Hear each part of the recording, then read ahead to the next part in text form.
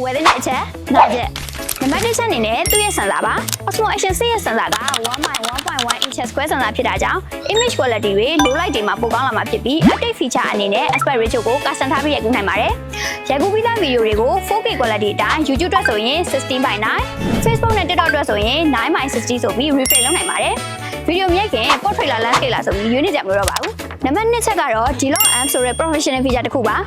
ဒီ feature လေးကဗီဒီယိုတွေကို raw footage တိုင်း color မှာပါပဲရိုက်ကူးလို့ရပြီးတော့ cinematic ဆန်ဆန် color grade တွေပြလုပ်နိုင်မှာပါဒီနည်းလမ်းလေးကိုသုံးပြီးတော့လည်း cinematic ဆန်တဲ့ shot တွေကိုအလွယ်တကူပြင်နိုင်ပါတယ်နံပါတ်3ချက်ကတော့ variable ပါချာပါဝင်လာတာပဲဖြစ်ပါတယ်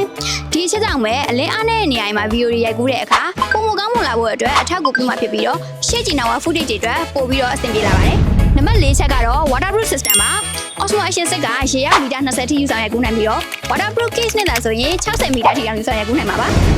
နောက်ဆုံးချက်ကတော့ base storage ပါ Osmo Action 5 Pro က 47GB ပါခဲ့ပေမဲ့အခု Action 6မှာတော့ 50GB ပါဝင်လာပါတယ်ဒါက SD ကမိတက်တဲ့သူတွေနဲ့ budget စစ်ကျင်တဲ့သူတွေအတွက်အရင်အောင်သုံးဝင်မှာပါအခုပြပြပေးတော့တာလေးကတော့ Osmo Action 6ကိုဝယ်တဲ့အချက်5ချက်ပဲဖြစ်ပါတယ်